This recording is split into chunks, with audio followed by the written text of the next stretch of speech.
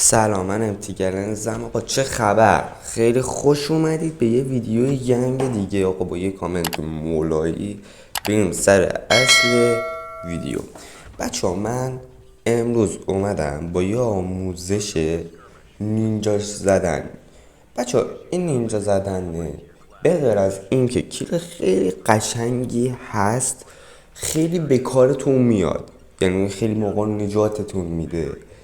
و بچه ها، نینجا شد یه مش نکته ای داره که من کلا آخر ویدیو آموزشی گذاشتم و میخوام داخل این ویدیو، یعنی داخل این گیم پلیه، نکته هاشو بهتون بگم. پس نزنید بره، چون اونجا فقط میبینید که دارم نینجا شات میزنم، همین. و نکته اصلی داخل این ویدیویی که میخوام بهتون بگم، بچه ها نگاه کنید، نینجا شات چیز خیلی آسونیه. فقط به چند تا چیز نیاز دارید. یک، 70% دقت تیر، 20% شانس و 20% اون نینجایی که میزنید بچه، چون نینجا باگ شده و این نینجا که باگ شده بعضی موقع نمیخوره و این 20% به این خوردن نیاز داره، یعنی نینجا شدنه، اینجا کار بکنه نیاز دارید. و 10% دیگهش هم شانس، چون شما شانس داشته باشید، دقت تیر بالایی داشته باشید و اینجا بخوره و برید، ممکنه چستون یا مثلا بیوایتون تیر بزنه ولی انمی نیفته، یا مثلا تیر بزنی ولی ریجست نشه، چون توی سرعت خاصی هستید. بعضی موقع ریجست نمیکنه تیر، به خاطر همین میگم 10% شانس. و این 10% مهم نیست، همون دمیجش هم بکنید انمی هول میشه و هیچ کاری نمیتونه بکنه و شما شلبسی میزنید تو گوشش به همین راحتی. و یه چند درصد ریز بچه. و یه نکته دیگه، وقتی دستتون عرق بکنه غیر ممکن نینجا شات بزنید، یعنی اصلا دست عرق کردن. من اینطوریم، باقیه رو نمیدونم ولی من اینطوریم. به خاطر همینم سعی کنید یا یه انگشتی بخرید موقعی که دستتون عرقه، به فکر نینجا شات زیاد نباشید.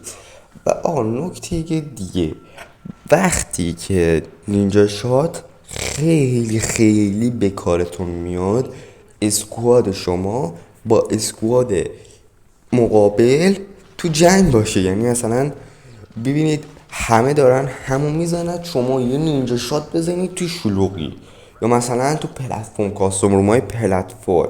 بچه تو کاستوم روما تمرین بکنید، قولتون میدم هیچ انمی داخل رنکیک نمیتونه مقابل نینجا شات زدنتون وایسه. هیچ کس.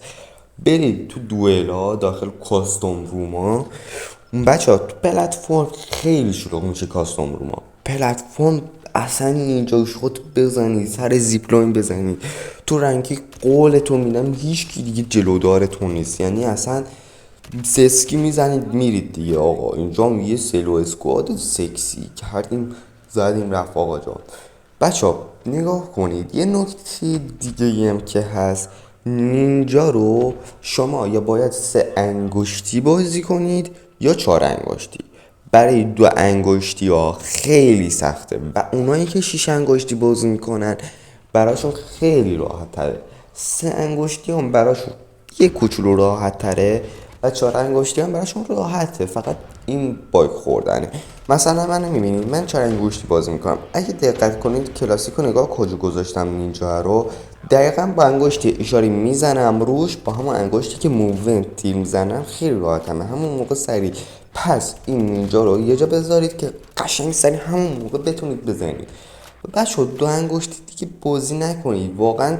شما مثلا حتی یه هفته، زیادترین مدتی که بتونید شما به یه عادت بکنید یه هفته است.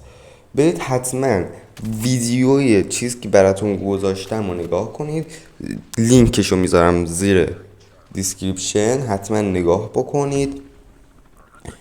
اون ویدیو 4 انگشتی بازی کردن. آقا 4 انگشتی بازی کنی یعنی اون هادی که من گذاشتم بهتر از اون دیگه نیست، چون اصلش اونه. یعنی هاد 4 انگشتی اونه، مال نارکوه، فقط مال نارکو سمت راستی، مال شما هر کدوم دوست دارید. بعضیا موونتاشو میذارن سمت چپ، بعضی دوست دارم موومنتشو بزنم سمت راست. من اگه بذارم سمت چپ نمیتونم، با انگشت اشارم اونقدر قدرت نداره که بخوام موومنت بزنم، به خاطر این فقط تیر میزنم باهاش. و بچه‌ای که اکانتشون، بچه یه چیزی بگم، یه نکته خیلی مهمه به غیر از نینجا شات زدن، بچه‌ای که اکانتشون نمیخوام پول توش خرج بکنن، این کاستومه هست که تازه اومده، همین میبینید دارم بازی میکنم، اینو بازی کنید، اینقدر بهتون جوایز میده، اسکین گام میده، کاراکتر بهتون میده، نمیدونم گیفت کارت برای چیز میده، مثلا میتونید برید باشون جوای سی پی رو رایگان بزنید، اینا رو میده، همه چیز میده، برید فقط اونو بازی بکنید. اینم از این نکته. و نکته دیگه، پینگتون هم باید خوب باشه، که من فردا شب یه ویدیو میخوام در مورد پینگ، که چطور پینگتون رو خوب بکنید. یعنی پینگ 50 میشه آقا، یعنی تضمینی ها، فقط با اینترنت خودتون هم خوب باشه. مثلا میدونید چجوریه؟ اینترنت خوبه ها ولی پینگ 70-80 یا پینگ یه ذره ضعیف اینترنت، وقتی اینترنت ضعیف باشه دیگه بچه پینگ 70-80ش واقعا خوبه. و پینگ خوب، چون پینگتون خوب نباشه کاری دیگه از دست ما دیگه بر نمیاد. نینجا میگه بابا برو خونتون با پینگ بعد. پس ویدیو فردا شب رو حتما نگاه کنید که ساعت 7 تو یوتیوب آپلود میشه. آقا نگاه خدا وکیلی، اینجا چند به چند اون رو میزنی او از بالا پشت بون، که اونجا اومدم برم انتقامشون رو بگیرم. بازی تموم شد متاسفانه. یه نارنجک انداختم تو شورتشون، نگاه اومدم یه نینجا شاته خشنوری سامورایی زدم، اومدم دیدم اینجا نیست، دیدم اونا اینجاست، اومدم بندازم، اومد بیرون. پسر اینا نارنجک انداختیم ولی بازی تموم شد. خب بریم بچه ها باسه داشتم میگفتم. خب بچه ها یه نکته اول اینه که همیشه نینجا رو جلوتر از انمی بزنید. دقت کردید؟